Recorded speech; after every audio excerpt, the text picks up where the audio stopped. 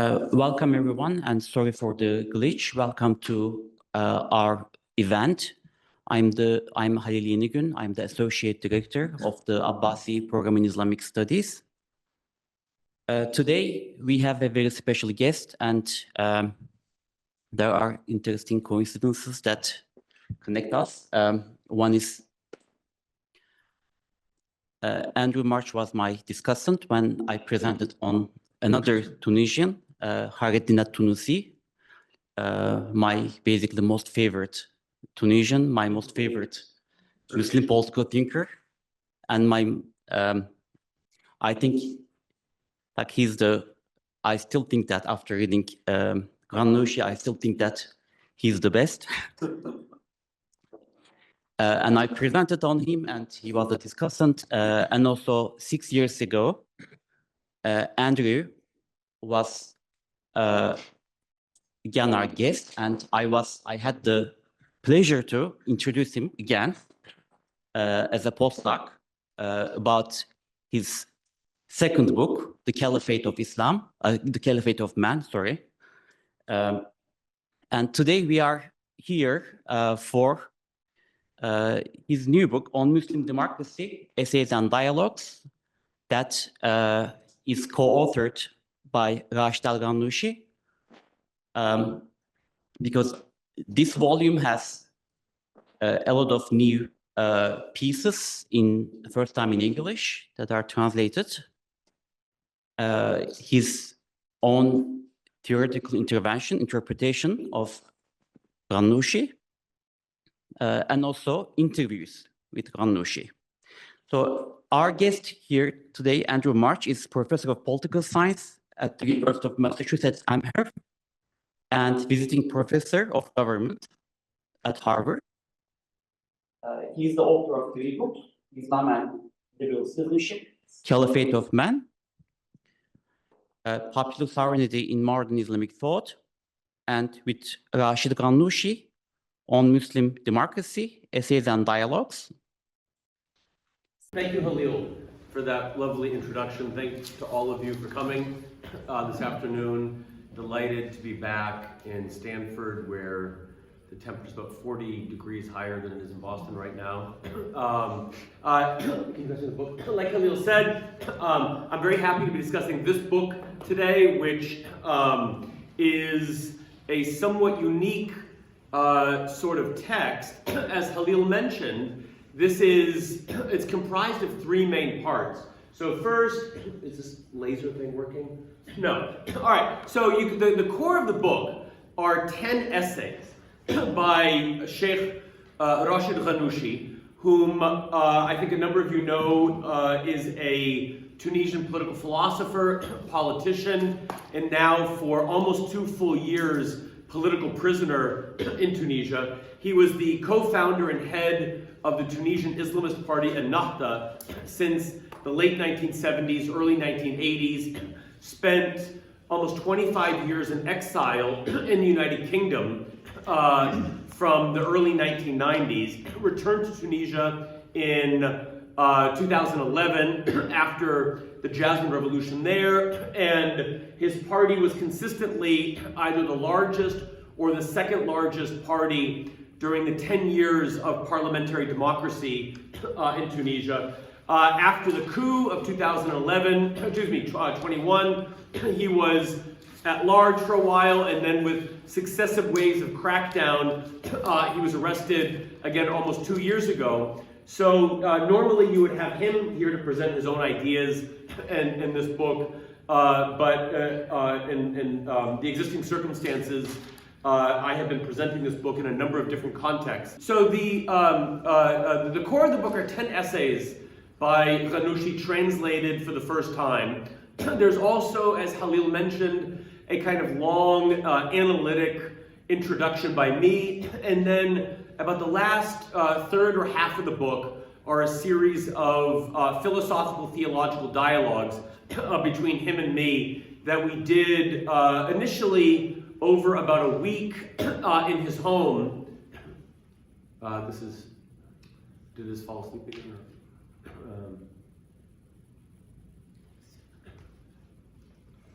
Sometimes if you don't play with it long enough,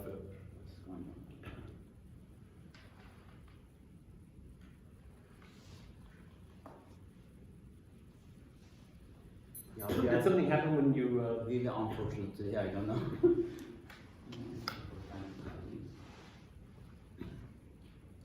So the dialogues took place over about a week in his home in 2017 and 18, and then we successfully revisited them over the subsequent years.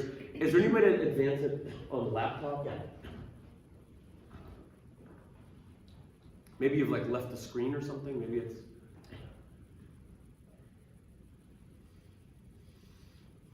There we go. So let's, okay. So part of the book again is my own interpretation of a particular move, a turn. I'm going to introduce this again in a second, but the idea of a turn towards Islamist parties identifying themselves not as belonging to political Islam, but to something called Muslim democracy. And this is him and me deep in philosophical dialogue.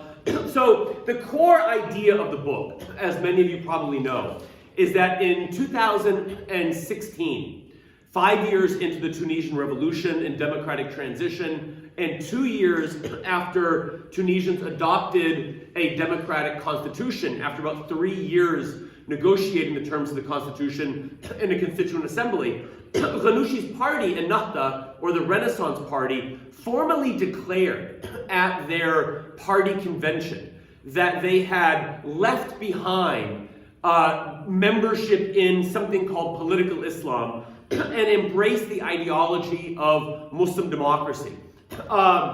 They were not the first to do this. The Turkish Islamists or post-Islamists in the early 2000s also referred to themselves as Muslim Democrats. It's a long-standing move on the part of sort of socially conservative center-right religious parties to identify as Muslim Democrats in order to signal a number of things. The first is a kind of sort of identification with the legacy of Christian democratic parties in Europe, sort of saying, you're used to Christian democratic parties, they go in and out of government, they're not trying to establish a theocracy, they're part of the post-World War II sort of center-left, center-right consensus.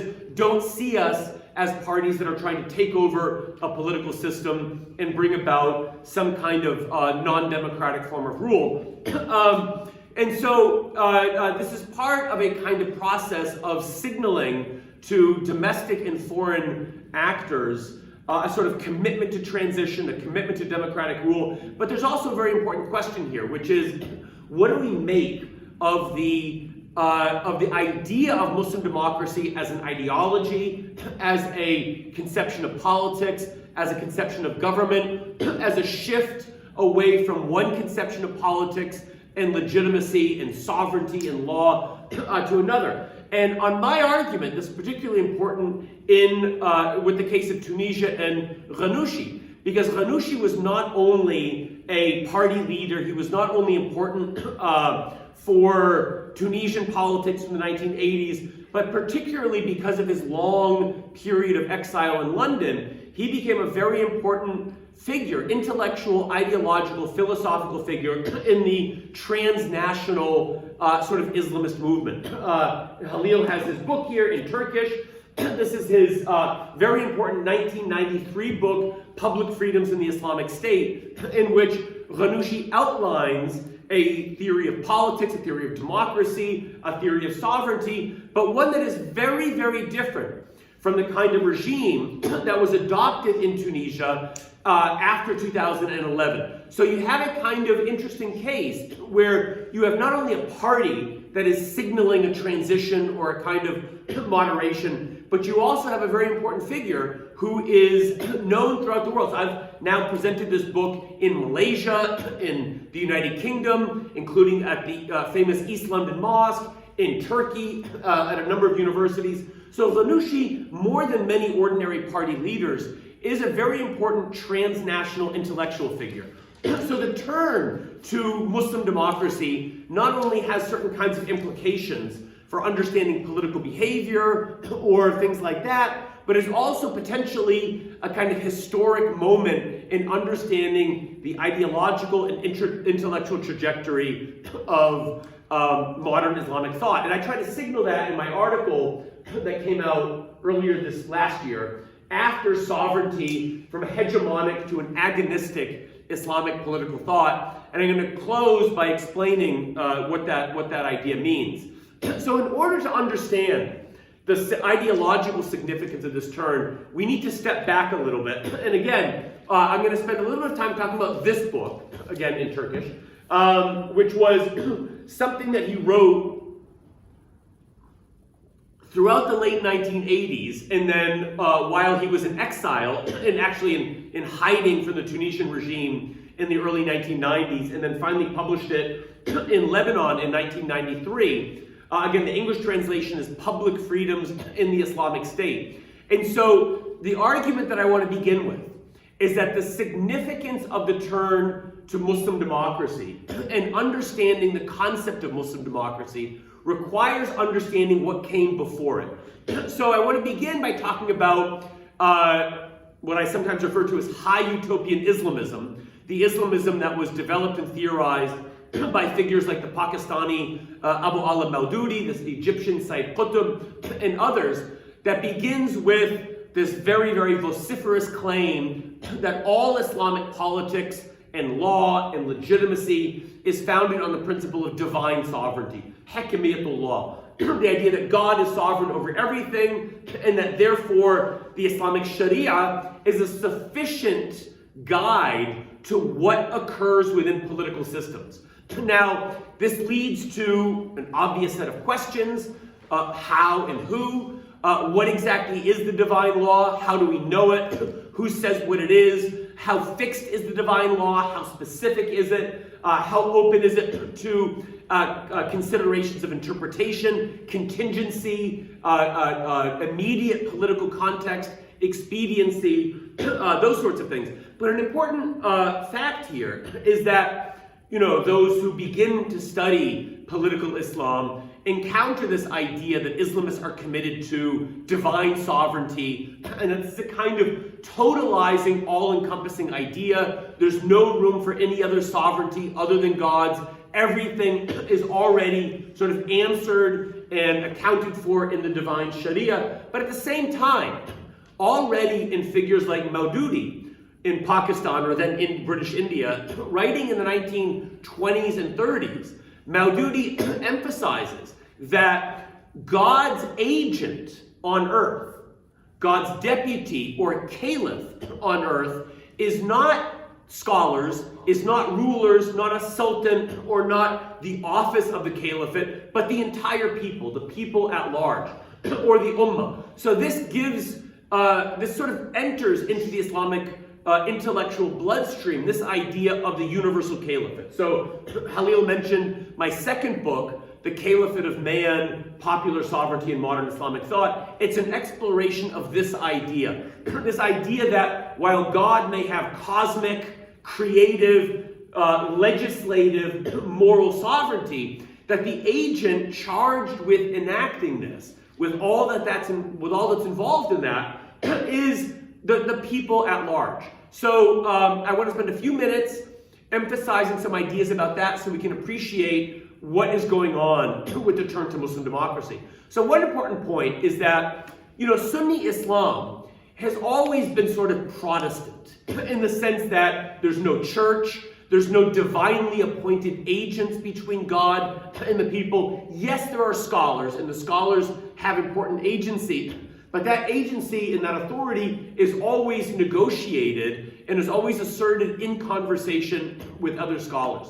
So second, and this is really an innovation of the 20th century, the people becomes sovereign both, and this is the easy part for Sunni Muslims, over political institutions and over political offices, but also gradually over the public meaning and elaboration of the divine law. So on my argument, this ultimately results in an ideal theory of a distinct regime type that I call Islamic democracy, to be sharply distinguished from the idea of Muslim democracy.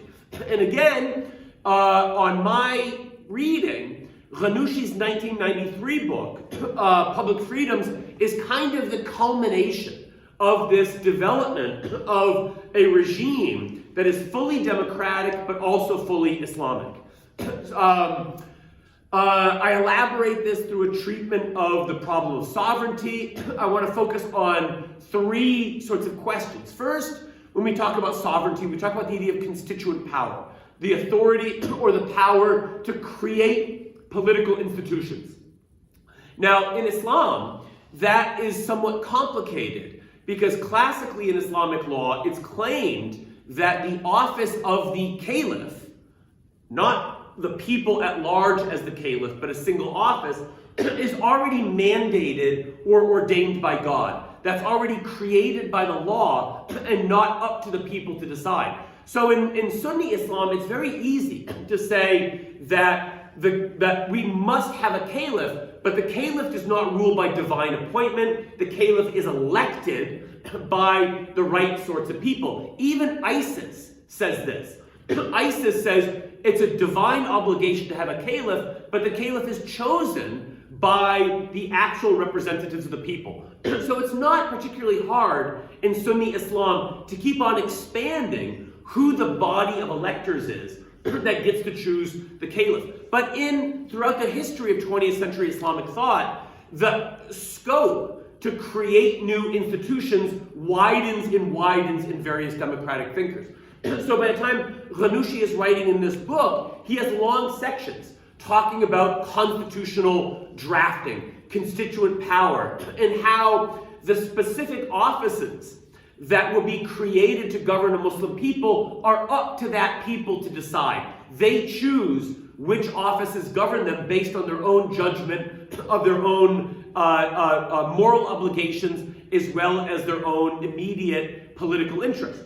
So the first point is that if by sovereignty or popular sovereignty we mean constituent power, I think it's fair to say that it becomes widely accepted that the people has the power to create new institutions.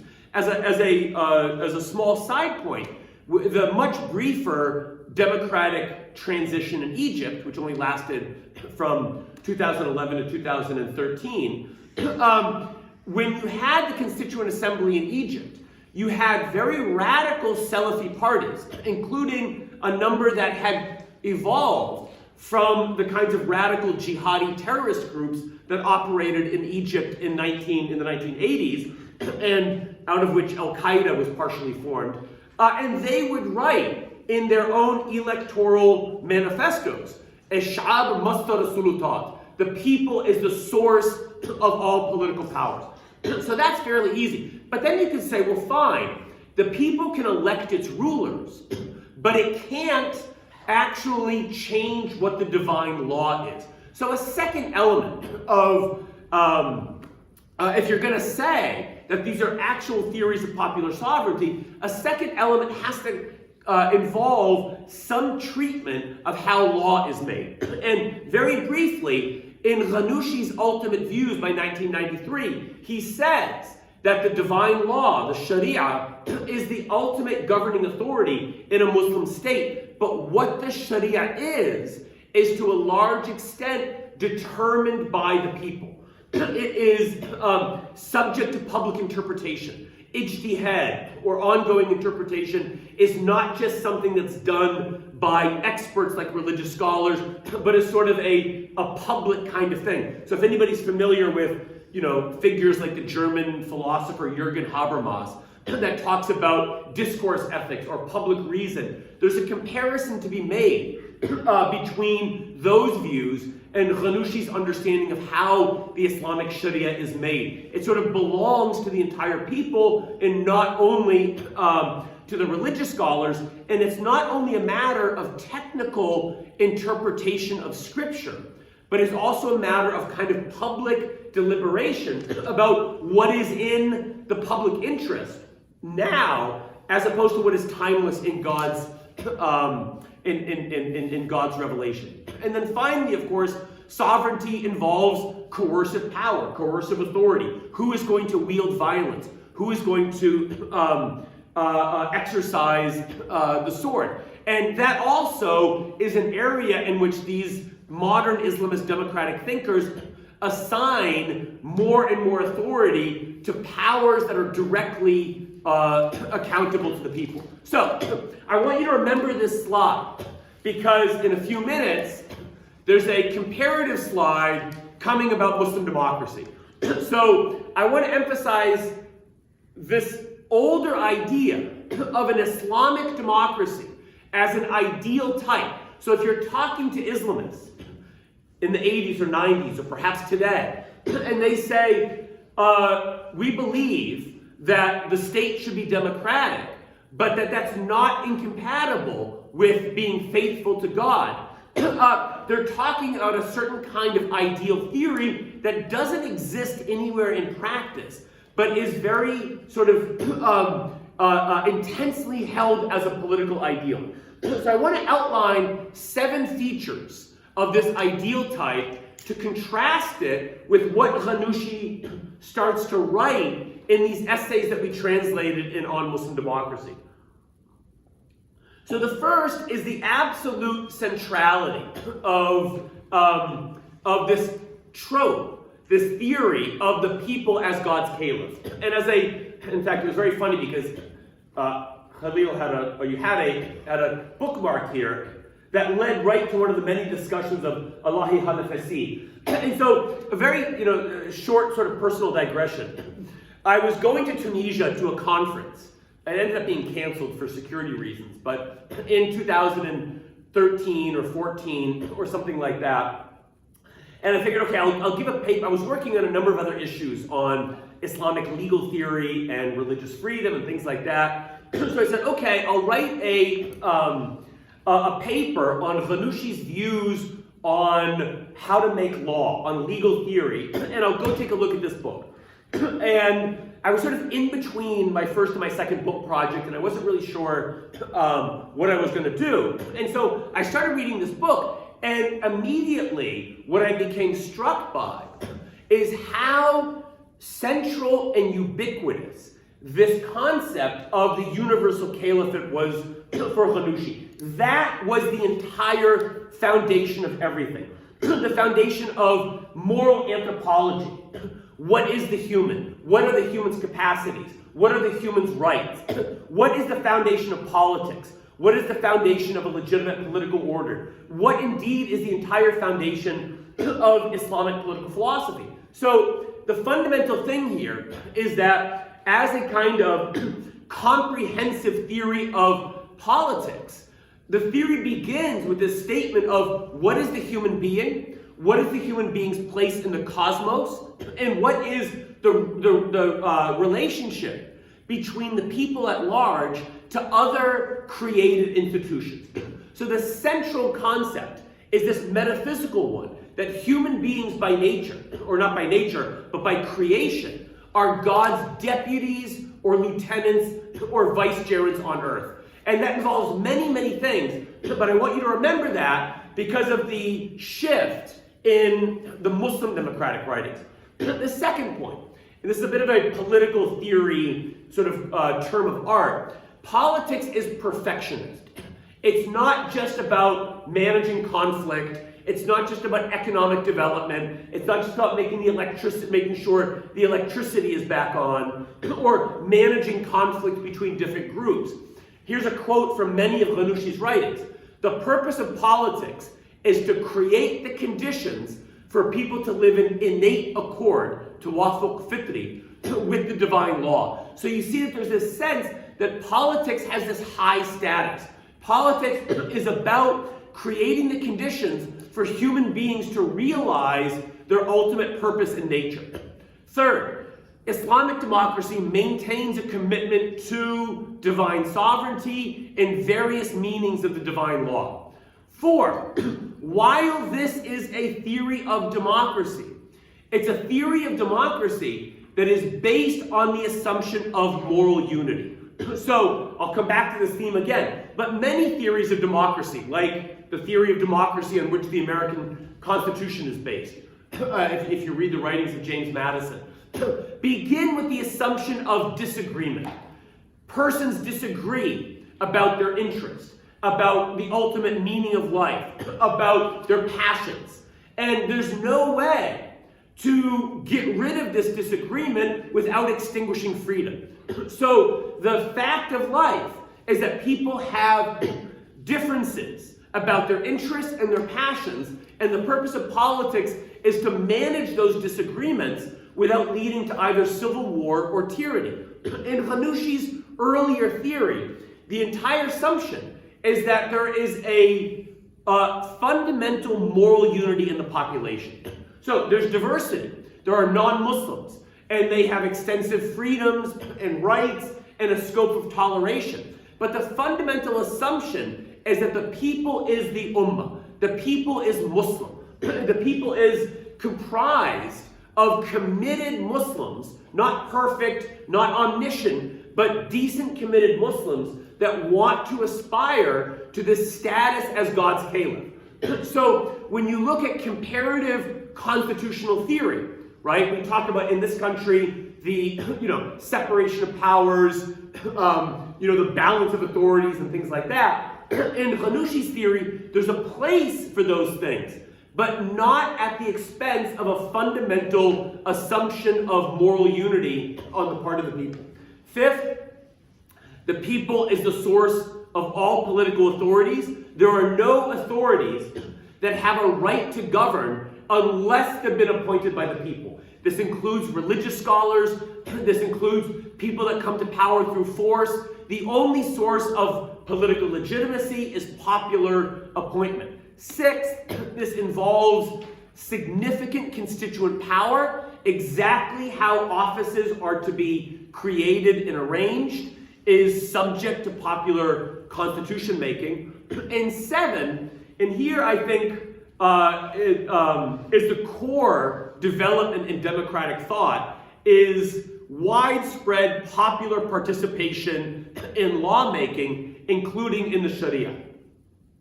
This is a long statement about the meaning of the Caliphate of Man, which I'll pass over right now. I want to summarize all of this by sort of trying to give an account of what is behind this development of a theory of Islamic democracy. The first is this complex, ambivalent attitude towards Western democracy. On the one hand, there is a lot of admiration for many of the procedures and institutions and techniques of Western democracy. Elections, independent courts, rule of law, free press, things like this. And a large part of this book is Ghanouchi struggling to persuade other Muslims that democracy is not anathema to a religious conscience. But at the same time, at this period of his intellectual career, he sees Western democracy as lacking, as based on a kind of purely formalist, groundless, foundationless, amoral nothing. It's grounded on nothing but whatever the people happen to want. So you can have all of these institutions that are themselves neutral and are themselves appropriate for borrowing or importation, and which would make a great improvement on the political life of Muslim societies, but which themselves are deficient because they have no moral foundation. So you have this view, not only that Muslims can be democrats, but that Islamic societies can perfect democracy, because you can take all of the institutional mechanisms that are beneficial, even if they were developed in Western countries, but you can perfect them by placing them on top of an Islamic moral foundation that is ultimately upheld by popular consciousness.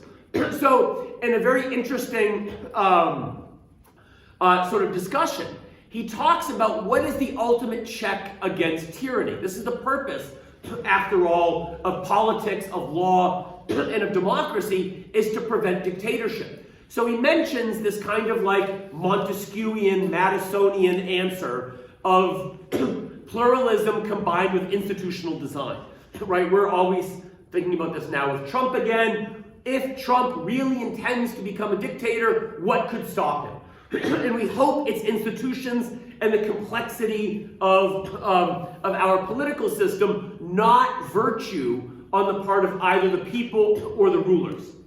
The classical Islamic answer, arguably, is something like the legal restraint of the Islamic Sharia combined with an executive, the office of the ruler or the caliph. When you read classical Islamic political theory, whether it's jurists like Mawardi or historians and sociologists like Ibn Khaldun, the assumption is that without a strong ruler, you're going to have chaos and anarchy in society. So there's no assumption that institutions are sufficient or that the people themselves are capable of solving coordination problems.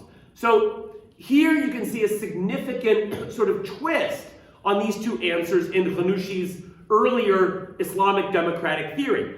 The solution to tyranny is a combination of democracy, collective self-rule, which involves institutions, plus the fact of moral unity, in the sense of the fact that people are innately united around a kind of adherence to the Islamic moral system, and thus the virtue of the people.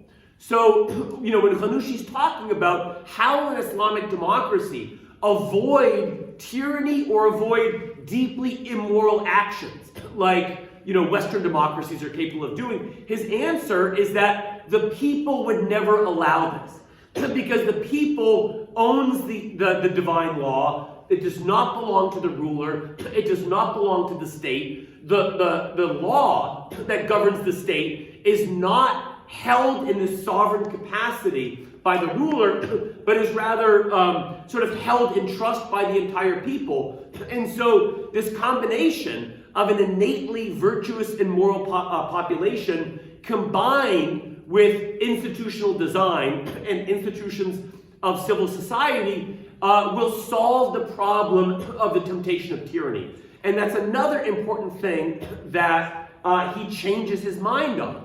And in fact, I'll sort of anticipate this now. The last time I spoke to him in person, a few months before he was arrested, it was December, January, I think, 21 and 22. And the coup in Tunisia was about 6 months old, and there were demonstrations against it and so forth. And I asked him whether he still thought there was any hope, and he did. And I asked him, your 10 years of experience helping to manage democracy, what lesson did you learn about what makes democracy stable?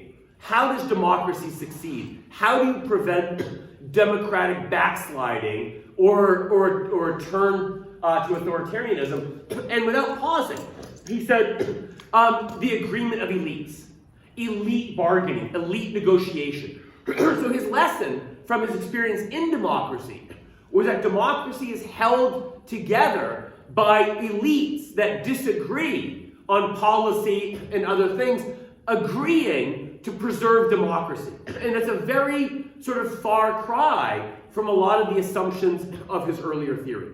So that's a good place to transition to actual politics, from ideal theory to real politics, constituent moments in Tunisia and in Egypt. I don't want to spend too much time on this. I suspect that people here have some familiarity with the Arab Spring and the various attempts at transition in Tunisia and Egypt. Tunisia differs from Egypt in many, many ways, but for the purposes of this talk, the Islamist party, represented by Ghanouchi, at its peak had about 40 to 41% of the representation in the Constituent Assembly. By contrast, in Egypt, the combination of all of the Islamist parties had about 70%.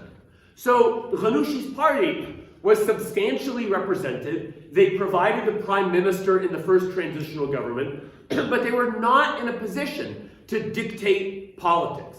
And so you immediately get this sense that any political order had to be created with the agreement and consensus of other political parties.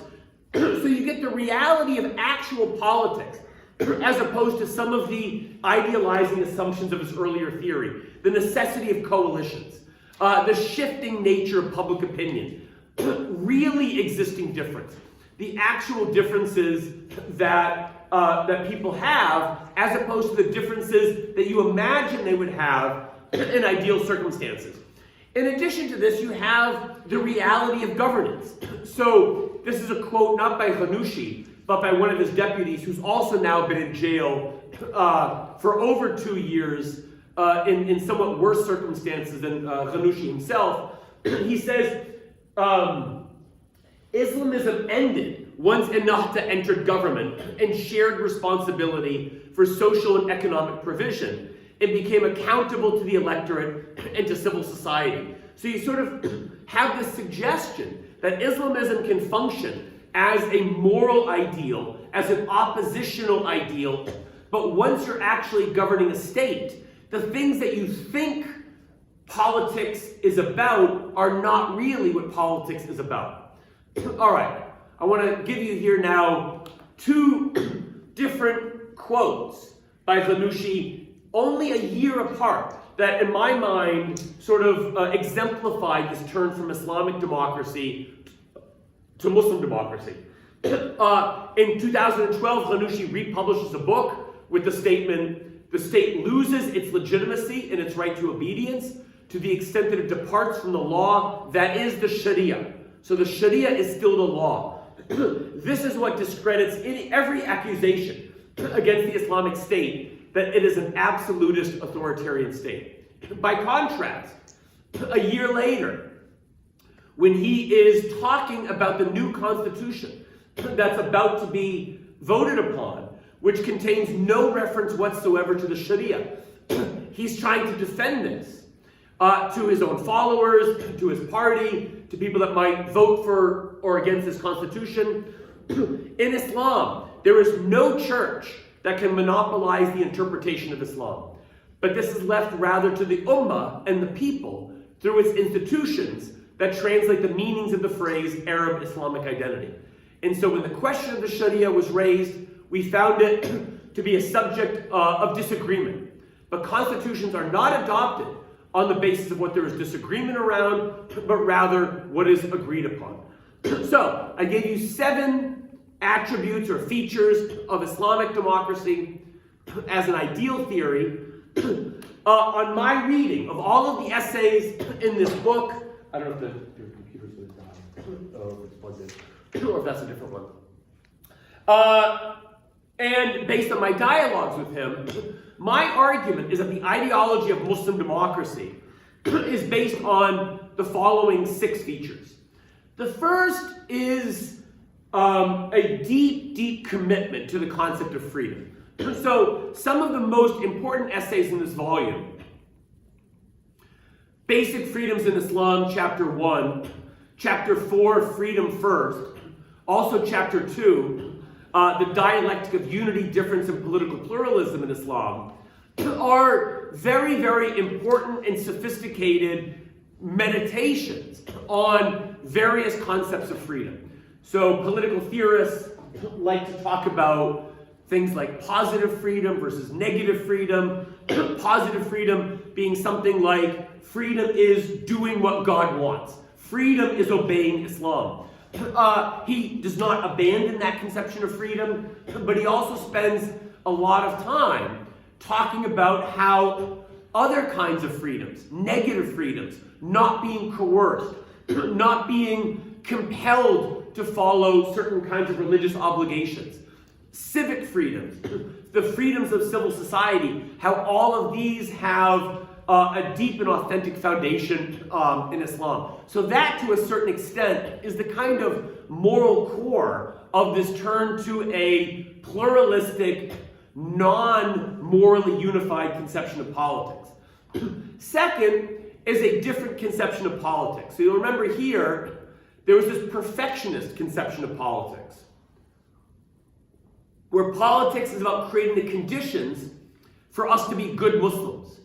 Here, politics is about contract.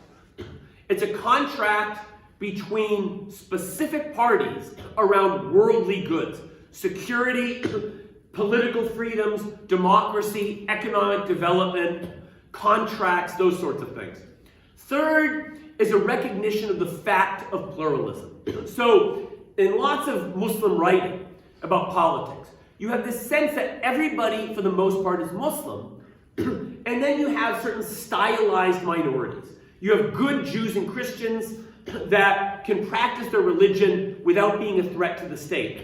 In reality, in modern Muslim societies, no less than in Western societies, politics is comprised of communists, leftists, trade unionists, feminists, other kinds of Islamist parties. And so you have this recognition that if you want a democracy, or if you want something other than dictatorship, you have to deal with the people that you have rather than the people that you wish you had. Fourth, politics is not about advancing an ideal conception of legitimacy, but what you can get agreement and consensus around as the first virtue of constitution making. Fifth, when he does talk about the Sharia, what he will say is that the Sharia is simply rule of law in limiting human discretionary power or limited government. That's why the Sharia was revealed, to tame human beings. So, if this constitution provides limited government, then it performs the function that the divine Sharia was sent to reveal. Now you might ask, I can see what's democratic about this. I don't see what's particularly Muslim or Islamic about this.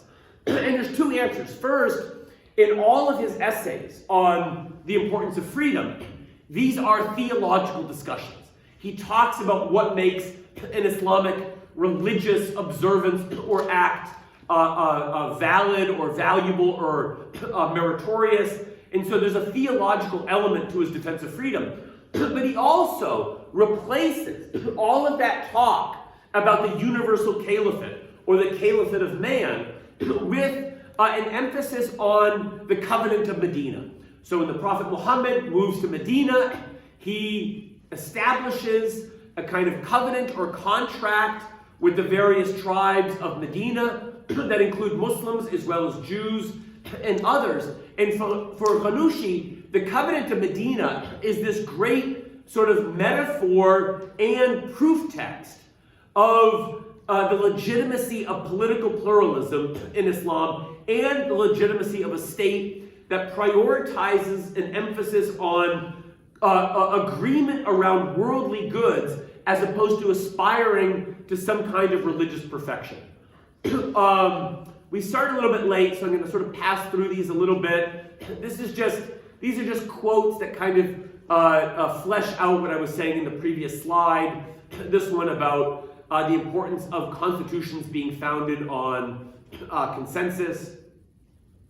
One controversial aspect of the 2014 Constitution was how it declared universal human rights to be universal, as opposed to just law. And this is in some ways controversial from an Islamic standpoint because it asks Muslims to say that some other body of law or morality has universal status, and this is how he justified that to his community. There are some questions about the durability of this theory of Muslim democracy. Is this a temporary, contingent concession to the realities of pluralism? Or is this a kind of fundamental principle turn in your understanding of how politics works? So, I focus on two questions. One, this new definition of Sharia as only limited to limiting government. Is that always what the Sharia is, or is that only something that is to be emphasized now in this transitional period? And second, how deep does his recognition of non-Muslim doctrines go? So there is a deep commitment to tolerating and according political equality to other views, parties, and groups. But is this a political necessity, or is this something that's grounded in a deep understanding of the fact that human beings will always legitimately disagree on deep questions of metaphysics and morality? And that's an area in which, his views are complicated. That's probably the area that I spent more time than any talking to him. And sort of to make a long story short, his view still is that the human mind, if operating in a sound way, will always arrive at the truth of Islam and the existence of God. We tolerate others, and they have equal political rights, but in perfect conditions, human beings will always be monotheists. I even asked him, I tried this a million different ways. I mentioned Stanford. I said, imagine there's this physicist at Stanford that has these views about how the cosmos was created and arrives at the view that we don't need God to explain this. And he just looks back at me and says, what's this have to do with politics? And I said, well, it's because, this leads to this view that morality itself, therefore, does not necessarily need to be founded on religion. And he disagreed with that. Then I tried Kant, Immanuel Kant. So the great German philosopher Immanuel Kant said that that our philosophical views on the origins of the universe are one of those things on which there is an antinomy of reason. Or in classical Islamic philosophy, they called it takafut al-adilla, right? An equivalence of arguments. And he just says Kant was wrong. The human mind can arrive soundly at a proof of the existence of God. All right, now, what do we make of Muslim democracy? What should we think about this term? Now, one view that I want to acknowledge is that it's nothing. It's political rhetoric in a vernacular register. It's obvious that they would do this. They don't have the majority. They want to create a democratic political system. They are concerned about a coup in 2013 and 14 because of what's going on in Egypt. And of course, ultimately, that is what happened. They're concerned about outside observers like France and the United Nations or the United States. So of course, they would choose some way of signaling we're not trying to take all power. Why not call themselves Muslim Democrats? This sounds a lot like Christian Democrats. Don't be scared of us. But there's no deep thought behind this. This isn't, if you'll notice, this is his book in which he elaborates his ideal theory of politics. And in the Turkish translation, it's 565 pages. And this is the one on Muslim democracy where I had to scrounge together 10 essays to make a book. So that's one view, that it's just branding. It's just a way of saying, don't be scared of us, but also we're not trying to take over power. That's possible.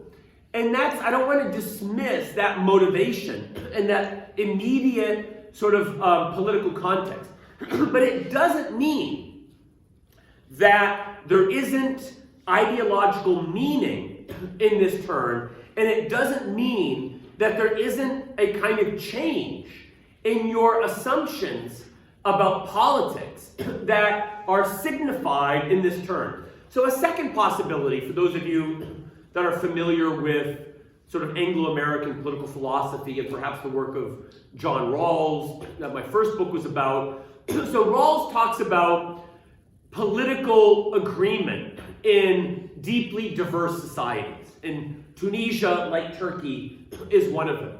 And he says that you can have three different possibilities if you are able to establish some kind of political system. One is a modus vivendi, in which you just agree to stop fighting because that's better than fighting. So perhaps what's going on in Syria right now, we don't really know what's going on in the long term, but something like a modus vivendi. HTS has taken power, there are still Kurdish elements, there are other militant groups, and so perhaps there's just an agreement to not continue a war for now because of the specific balance of power. A second step is that different parties can agree upon a constitution and a way of doing politics, but while continuing to disagree on deep questions of the source of morality, the deep meaning of justice, where do human beings come from, what is the ultimate source of moral values. And then Rawls talks about a third possibility, an overlapping consensus, in which different parties disagree on some policy elements or some conceptions of the meaning of life and the purpose of life, but agree deeply on conceptions of individual autonomy and things like that. So one possibility is that that's what Muslim democracy is it's a constitutional consensus. So it's not just a modus vivendi. It's not just an agreement to stop fighting, but it's not yet a deep philosophical or theological agreement about individual autonomy. But nonetheless, the commitment to democracy as a process for managing a society and resolving disagreement runs very, very deep. A third possibility, and I've sort of hinted at this in some of the slides, is that these are two different registers of thought. One is ideal theory.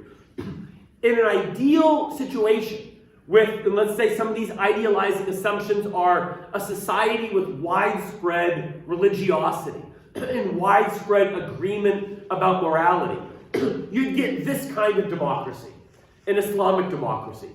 But we live in non-ideal circumstances because of colonialism, because of the history of secularism, so on and so forth.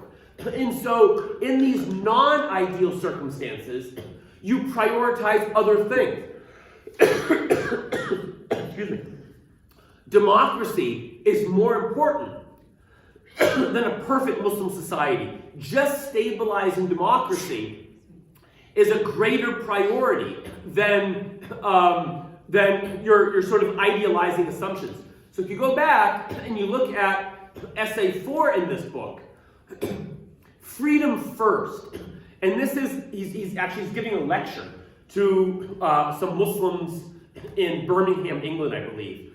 And, these are people in exile in some cases from Pakistan or Bangladesh or Arab countries. And, many of them have views about what an ideal Islamic state would be. And his argument is, in conditions of dictatorship and tyranny and torture and imprisonment, the demand above all should be political freedom first, right? Demand, freedom of conscience, freedom of speech, freedom of assembly, freedom of association. These are goods that are valuable even before an ideal Islamic state. So that's another way of looking at this. Now finally, and I'll conclude here, my view is that this is post-sovereigntist, agonistic political Islam. And that was sort of the title of my article.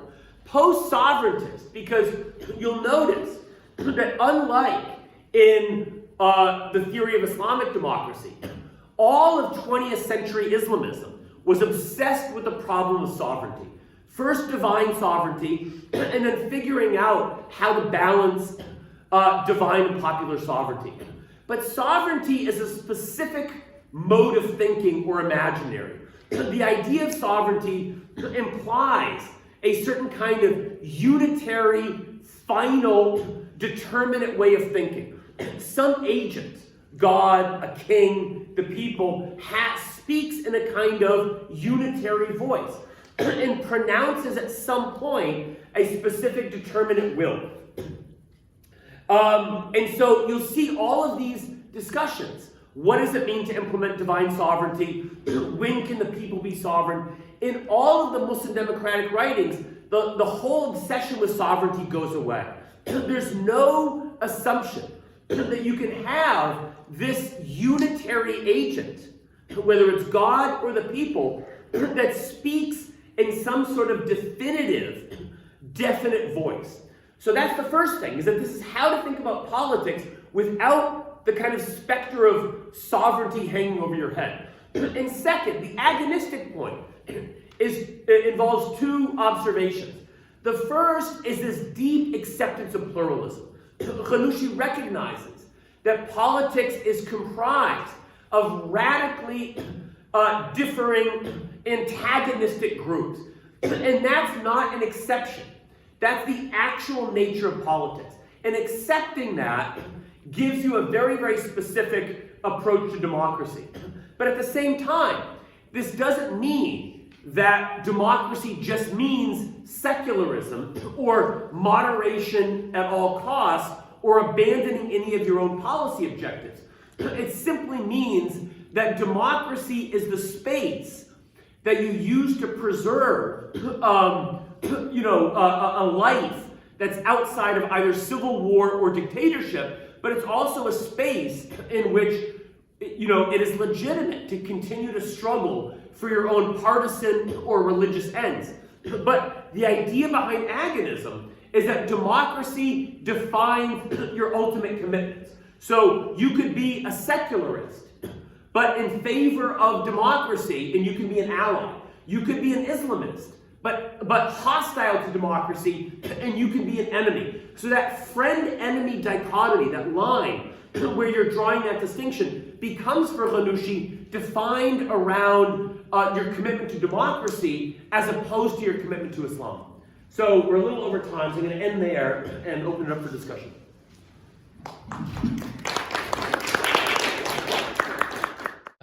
Thank you so much for this excellent discussion. Can I ask for a permission to extend a little bit? We started late. You're the boss. Okay, if also like people on Zoom are fine with that, yeah. Please stay around until 15 more minutes. So, Andrew actually made a very strong case for Muslim democracy, the existence of that in the thought of Rashid al-Ghannouchi, and he started out with the term's origins, and he's very right to say that Muslim democracy, as adopted in May 2016 Congress of Nahda, it goes back to the Turkish case. So back in 1990s, when Turkish Islamists were aspiring for Sharia, the coup happened, and later on they dropped Islamism, and Erdogan stopped calling himself Islamist. But then this was not a change of ideology; it was more like sidelining ideology in terms of political position and focusing on generally civil service, public service, and providing basically the public what they need. So AKP did that first, and then they started calling themselves Muslim Democrats, a la Christian Democrats. Later on, they convened conferences and they started calling themselves Conservative Democrats due to like one of the advisors of Erdogan. But then they dropped it altogether. They didn't talk about ideology. And after 2010s, after the third term, when Turkish democracy went a lot backward in terms of democratic status, increasingly they stopped talking about even democracy. First they talked about popular will, and then later they dropped it altogether. And these days you can't see Turkish AKP crowds talking about democracy at all. Like, it is not mentioned that much, as unlike how it was during the first few years. So if Ghannouchi was around at that time, I would say this would be the perfect prescription to identify themselves and characterize themselves, because they really did not have anybody like Ghannouchi in Turkey to articulate this kind of position. And Ghannouchi makes a lot of important leaps coming from an Islamist background. First, the freedom as precondition of responsibility So his affirmation of freedom, even though freedom doesn't exist in the Quran, is a very important step. And he draws on Sahifa, the Covenant of Medina, and we can recall that actually in Turkish Islamism, Ali Bulaç was the foremost ideologue of that, and he was known in the 1990s for that. And he still has been developing that idea even today. He also affirms partial secularism, as Abdul Wahab al-Masiri proposed, a certain distinction between religion and politics and state neutrality. And he affirms religious pluralism, he affirms democracy, human rights, Devlet Medeniye, the civil state, and he checks all the boxes there. So that is very commendable, and the fact that he's imprisoned is also a very important thing that should alarm us, and that we should continue our solidarity with him for his release. But I have a number of issues with Ghannouchi. So humans are vice-regents of God and dignified by God, yes. So if you articulate human being, as you call like philosophical anthropology, and back in the day when I was writing my dissertation, which was incidentally also titled Political Ontology of Islamic Democracy, at that time, I also basically identified vice-regents as a very important concept. But what I would call is political ontology, basically, as opposed to philosophical anthropology. There is a discussion like about, what to call it. So when I read this book, The Public Rights in Islam, yes, like as an Islamist, and you might not know about that, you might not have heard about that if you are coming from like some outside field, but democracy was really, among Islamists, it was an anathema, it was rejected, especially after Sayyid Qutb's rejection of democracy and usurpation of God's sovereignty is what he likened the parliaments. So democracy now is justified by a post-Qutbian, because Ghannouchi himself is very much influenced by Malik bin Nabi and Sayyid Qutb. But he says in that book, Islamic democracy differs from secular democracies with its supremacy of the Islamic law or the supremacy of the divine method over all others. And also, he says, like for Sharia for non-Muslim minorities, what does it mean? Like if Sharia is there, a set of laws that organize the political community, and political affairs and activities must depend on Islamic rules and principles in an Islamic state. So that is quite alarming, and we still don't know how to approach this book. Maybe Andrew, you have an answer, like how to approach this book, other than like that distinction between ideal theory and non-ideal theory. What I mean is, to what extent he owns the ideas here.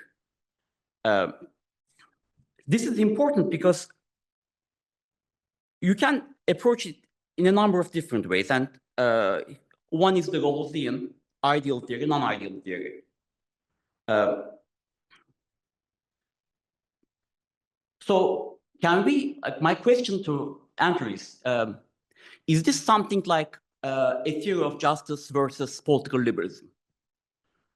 Something for the Muslims and like a monological, basically, approach as opposed to dialogical approach. Where in the first instance, there is the perfectionist ideal type, but then he acknowledges the fact of pluralism, again, another Rawlsian term. And based on that, also another Rawlsian term, constitutional agreement is made, or another term that Andrew uses in the introduction, quotes, incompletely theorized agreements. Is it something like that? Now,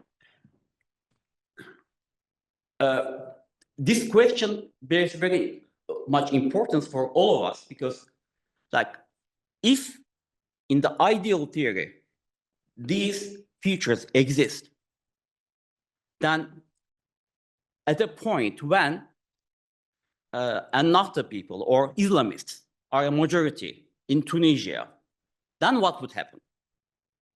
Then this theory that exists here wouldn't be alarming for everybody and repressive for secular Muslims or non-Muslims. This is important because even in the second book, in this book, and in one of the pieces, if you look at the historiography of Islamic history, you would see, as he would later condemn, like eulogizing, romanticizing Islamic history, basically, or Islamists basically romanticizing the past and everything. He does it himself. Like he says, we don't have any genocide in our history. Like who committed Armenian genocide? We don't have. Young Turks. Yeah. Young Turks. Yeah, but still, like it's Ottoman Empire, basically. He considers Ottoman Empire as Islamic State. And it is still part of, basically, Muslims. It is not, outside Muslims. But it is part of, and he's talking about Islamic State as Ottoman Empire as Islamic State. And then he says, we gave all the liberties that they couldn't enjoy elsewhere. And so on and so forth. He has a lot of those elements, a very apologetic and justifying, basically, political history of Muslims. The other question that I have is the theory of democracy. So Ghannouchi talks a lot about democracy, and he has a lot of sympathies for the left socialist ideas, as it seems. So he's well versed in those ideas, and he's also very much criticizing capitalism in the book. But when it comes to his articulation of democracy, so agonistic democracy may be a way to go, like as your normative suggestion, I guess. However, we don't see him encountering democratic theory itself to articulate and to question and contest and articulate another version of democracy, as opposed to liberal democracy. So what is his theory of democracy exactly? I'm not asking about, like it is Muslim democracy and, those elements that you have, but in terms of how it relates with the dominant views of democracy in the European American political thought. So third, what we observed in Tunisia in 2016 among Ennahda's political Congress is that they did not just say they dropped Islamism and they are now Muslim Democrats. They also dropped ethics requirement from their membership requirements. A number of years later, actually one year after that, I was in Tunisia and I was talking to Ennahda people. And I asked them, like, how come you are dropping ethics requirement? Like, is politics unethical enterprise for you? And they said, oh, no, it's not that. Like we used to, like require people not to drink, wear hijab and this or that. And now we are not interested in basically vetting people based on those. And I said, is it what you understand from ethics? Like, what about like lying, like corruption, all sorts of unethical behavior in public ethics? And they really did not understand me. I repeated it several times in different ways, and they were not able to get it. They kept saying the same thing. So basically, ethics is that Islamic personal morality and nothing else. And when he says religion and politics are different, and then he tries to justify a form of public reason based on basically the negotiations between different groups, we still don't know how much ethics is involved, infused in that. And this is despite the fact that Ghannouchi actually makes that leap unlike many other Islamist philosophers, Islamist thinkers. But if we go back to Khairettin al-Tunusi, because what he says, freedom and justice are among the maqasid, right? Objectives of Sharia, relying on Ibn Ashur. If you go back to Khairettin Tunusi, he said, quoting Ibn Qayyim al-Jawziyya, what is just is Shari. So that leap was already there, for instance. And what he does is affirming that kind of universal justice as an ideal that is possible among different faith groups or different people with different philosophies. But still, what we have there is, I would say, not quite original. The other thing is the distinction between Tunisia and Egypt. So you also mentioned that. So Ghannouchi was very commendable indeed with his consensus building, with his negotiation, giving concession after concession, just to basically preserve that constitutional order after the Arab Spring. It didn't work well, but we also have the 2013 Egyptian coup. There are some views. Some say, yeah, it was the cautionary tale of Egypt that they had to maintain that kind of coalition building. Another basically possibilities, because they were not a majority like in Egypt, they were having plurality, and because of that, they did not dare to go farther. But what do you think Ghannouchi really had in mind? What I see is a very sincere attempt at developing this kind of Muslim democracy. But the question is, if Ennahda gained majority, and we can still revisit the example of AKP, when AKP first came to power, for 10 years or so, they seemed to be quite Democrat. But only after a few terms, and they established, consolidated their power, then they started showing a lot more different face. So if you say rule of law is by Sharia, does this solve the problem of limited government? So Sharia is a check against tyranny. But when you say, okay, we are now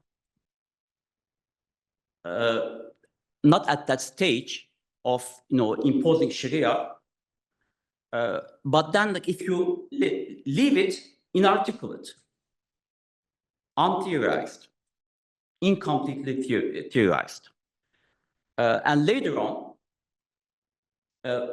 when you have the majority, then what that Sharia is in your mind becomes very important.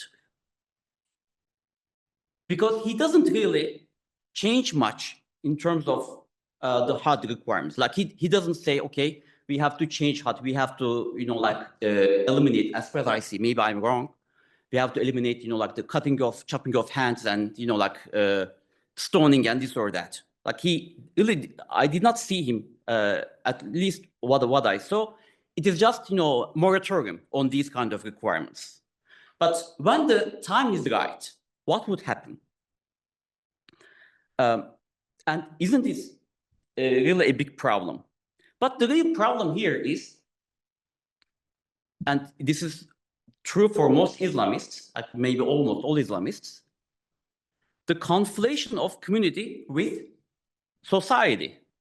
Yes, he makes a lot of good steps towards the fact of pluralism, as like assuming now, accepting, acknowledging that. But is this enough to build like a just democratic society? So what we have with Ghannouchi and with all other Islamists, maybe all of other Islamists, like I think what they have as an assumption is, so Muslim societies, what they see as Muslim societies, they are, if they are secularist, Westernist, like elite were not imposed by the colonizers, they would be by nature, Muslim majority and basically religious majority societies. And if we need Islamic State, if we establish Islamic State, Islamic democracy, then it will naturally be that way. But this doesn't really solve the problem, because what we are doing as political jurisprudence, people getting together and talking about and making ijtihad, and this was actually also not new with Ghannouchi. Fazlur Rahman also had a lot of ideas about that, and I think more sophisticated ideas about that.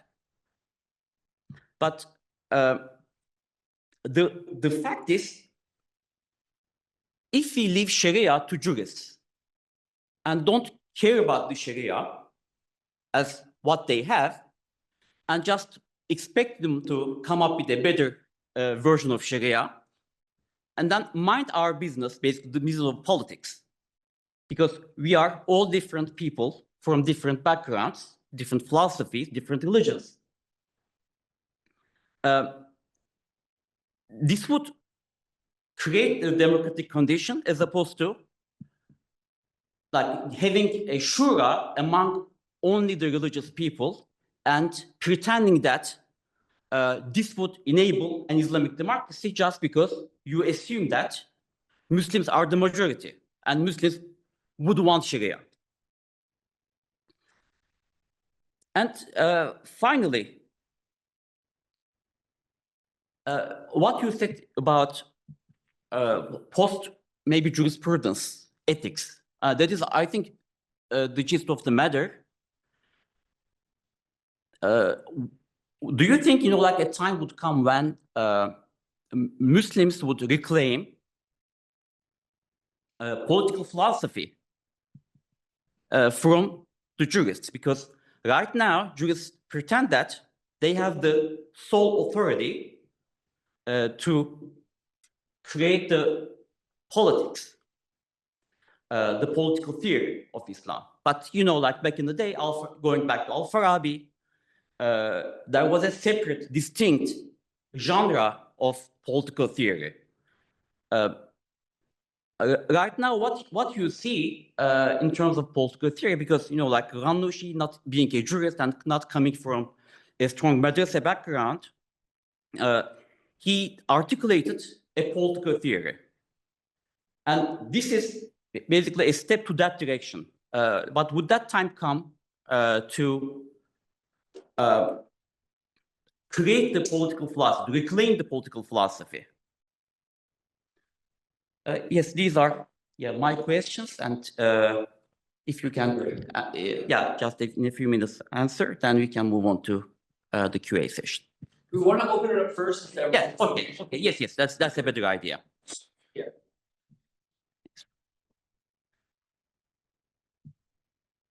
Yes. I think you kind of asked a little bit. I mean, I haven't read yet, so if it's a chance to speak. So, I mean, it was really enlightening to learn about, or just thinking about more of a moral compass and really a democratic process.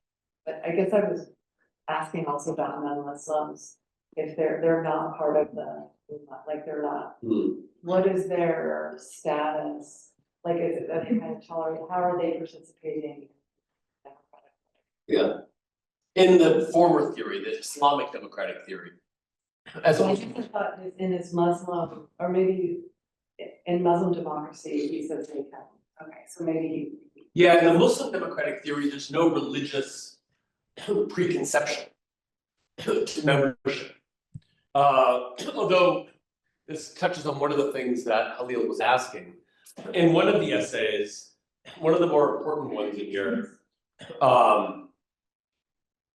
number 8, secularism and the relationship between religion and the state, he actually gives a lengthy discussion of how the role of religion is precisely to make sure that politics is moral, and not in the sense of wearing hijab and not drinking, but how are politicians going to conduct themselves without corruption, in the public interest, and that there's still this assumption that religion is necessary for anybody to actually be moral, and for politics to not just be a kind of gangsterism.